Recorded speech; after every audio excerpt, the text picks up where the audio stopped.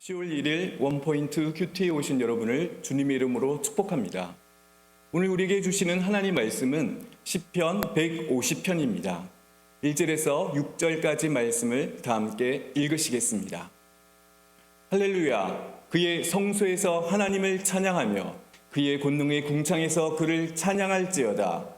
그의 능하신 행동을 찬양하며 그의 지극히 위대하심을 따라 찬양할지어다. 나팔 소리로 찬양하며 비파와 수금으로 찬양할지어다. 소고치며 춤추어 찬양하며 현악과 풍소로 찬양할지어다. 큰 소리 나는 제금으로 찬양하며 높은 소리 나는 제금으로 찬양할지어다. 호흡이 있는 자마다 여호와를 찬양할지어다. 할렐루야. 아멘. 호흡이 있는 모든 만물의 찬양이라는 제목으로 담임 목사님께서 큐티 인도하시겠습니다. 할렐루야. 네, 오늘은 우리가 하나님께서 시편 150편 시편의 마지막이죠. 146편에서 150편까지가 할렐루야 제3 할렐시라고 말하는 하나님을 찬양하는 시입니다. 그 중에서 이제 1권, 2권, 3권으로 쭉 나눴을 때 5권의 마지막 장이 이제 시편 150편인데 여기 장엄한 찬양으로 이제 마무리를 짓고 있는 거예요. 그리고 인생의 시는 무엇인가?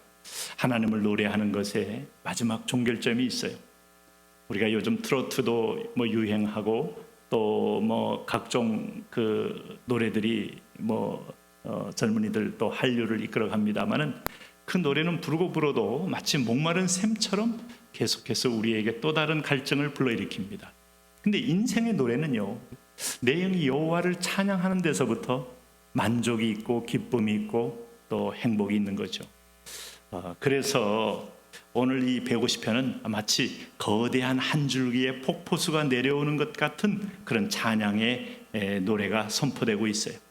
1절에 보면 할렐루야 그의 성소에서 하나님을 찬양하며 그의 권능의 궁창에서 그를 찬양할지어다 이렇게 말씀하는, 여기 보면 10개의 명령문이 단문으로 계속 이어지고 있는 거예요. 그러므로 거대한 물줄기를 쏟아낸 다음에 마지막에 호흡이 있는 자마다 여호와를 찬양할지어다 할렐루야 하고 마침표를 품고 있습니다.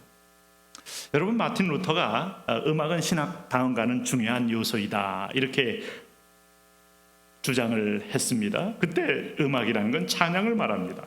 그래서 하나님께서 가장 은사로 준 최고의 선물이 음악이다 이런 말을 했어요. 물론 여러분, 성경에도 하나님께 영광 돌리는 찬미의 열매가 최종적인 열매죠. 우리가 에베소서에 보면 성령의 9가지 열매 가운데서 마지막 열매, 그 열매가 뭐라고 목회서신에서 결론 짓는가 하면 입술의 열매, 곧 찬미의 열매를 하나님께 올리자 이렇게 결론 내고 있는 거예요. 때로는 칼빈은 찬양은 곡조 있는 기도다 이런 말도 한 적이 있는데, 어쨌든 여러분 보세요. 여기 찬양이 성소에서 하나님을 찬양한다는 말은, 성소는 하늘 성소의 모형이요 하나님이 계신 몸의 본체와 같은 거예요.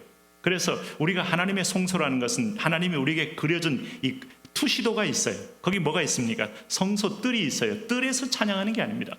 자, 기억하세요. 회개는 찬양이 아닙니다. 내 죄 때문에 애통하며 울며 나의 어떤 면에서 옷을 찢고 하나님께 자복하는 것은 찬양이 아니에요.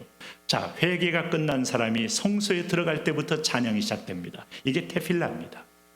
그래서 하나님이 허락한 이 7개의 등잔을 통하여 그 떡상의 떡을 먹으면서 분향의 향을 올리면서부터 찬양은 하나님의 존전에 가득해지는 거예요. 병원에 가도 우리 그리스도인들은 여러 사람이 있는 데는 힘들지만 자기 단독방에 있을 때는 찬양을 틀어놓는 성도들을 가끔 봐요. 그래서 잔잔하게 찬미를 들으면서 또 이렇게 묵상도 하고 하나님께 때로는 치료를 기다리는 그런 모습을 보는데 아름다운 모습이에요. 결국은 우리가 집착했던 것들을 다 내려놓고 찬미로 하나님께 나를 의탁한다는 모습은 참으로 복되고 아름답습니다. 찬양은 여러분 욕심 있을 때 나올 수 없어요. 내 안에 여러분 뭔가 강렬한 어떤 집착이 있을 때 결코 찬양이 나오지 않습니다.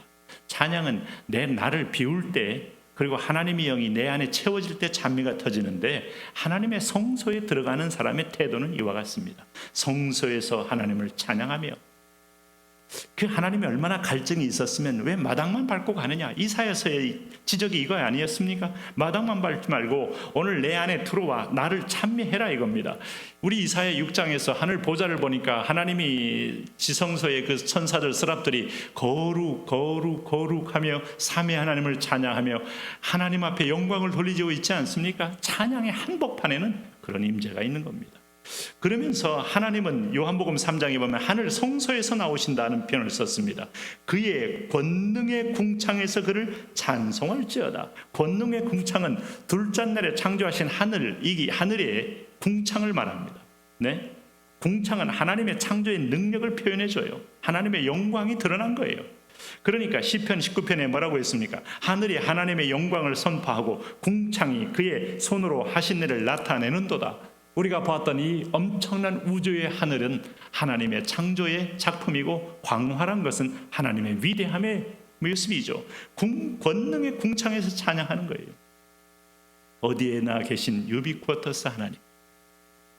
그러면서 오늘 2절에 그의 능하신 행동을 찬양하며 그의 지극히 위대함을 따라 찬양할지어다, 이렇게 말씀했습니다. 다시 말하면 1절 2절은 창조주 하나님에 대한 찬양은 1차적인 우리의 찬양의 시작이요, 찬양의 근본입니다. 내가 왜 찬양하는가? 너는 젊었을 때 곤고한 날에 이르기 전에 창조주를 기억해야 찬미가 나옵니다. 창조주는 찬양의 시작점입니다. 그러면서 이제 찬양을 어떻게 할까? 성전의 모든 오케스트라를 총동원하여 하나님을 찬양하라. 이 지상의 모든 악기들은 하나님을 찬양하기 위해서 하나님이 허락한, 심지어는 우리가 궁상각치우 이 우리나라의 오음계를 비롯하여, 이건 한만 노래할 노래가 음계가 아닙니다. 우리가 7음계의 도레미파솔라시도 이거 하나님 찬양해야 됩니다. 엄청난 화음들 가지고 하나님 노래해야 합니다. 여기 3절에 보니까 나팔 소리로 찬양하며 비파와 수금으로 찬양할지어다. 자, 여기 한 8가지 악기가 선포되어 소고치며 춤추어 찬양하고 현악과 퉁소로 찬양할지어다. 큰 소리 나는 제금으로 찬양하며 높은 소리 나는 제금으로 찬양할지어다. 그러니까 뭐 3부 4부 우리가 하는 소프라노, 엘토, 테너, 베이스가 여기 또 악기를 통해 다 등장하고 있는 겁니다. 그러면서 누가 찬양해야 하며 누구를 찬양해야 하는지 다시 한번 분명히 얘기해 줍니다. 6절에 호흡이 있는 자마다. 호흡의 대표적인 존재는 인간입니다. 그리고 모든 동물입니다. 그리고 식물입니다. 여러분, 식물이 호흡하는 걸 아시죠? 광합성 하잖아요. 끊임없이 이산화탄소를 뽑고 산소를 마시면서 하는 것이 생존의 호흡이잖아요. 땅이 호흡하잖아요. 호흡 없는 것은 없어요. 그 호흡에 그 푸뉴말로 화으로 들어온 하나님의 생기는 하나님을 찬양하기 위해서 올려져야 될 위대한 노래입니다. 우리가 성악하는 분들 공기를 들이마시고 그 공기를 내뿜으면서 찬양이 터져나오지 않습니까? 하나님께서 공기를 주지 않으면 노래가 나올 수 없어요. 생기에 주신 이 생기는 찬양을 위한 위대한 하나님이 주신 영적인 자원이다. 이걸 기억하면서 오늘 150편 6절에 호흡이 있는 모든 생명체는 여호와를 찬양할지어다. 할렐루야. 이 찬양으로 여러분 나아가시고, 내일은 바로 이 찬미가 있는 예배가 있는 날입니다. 어찌 이 귀한 영생의 축제의 장이 여기 있음에 우리가 뉘게로 가오리까 하는 마음으로 하나님의 성소로 다 나오셔서 영광에 참여하시기를 바랍니다. 하나님, 오늘 그 하나님과 함께 찬미하며 살고 찬미로 이기며 찬미로 천국의 문을 여는 복된 자녀들 되게 하여 주옵소서. 예수님 이름으로 기도합니다.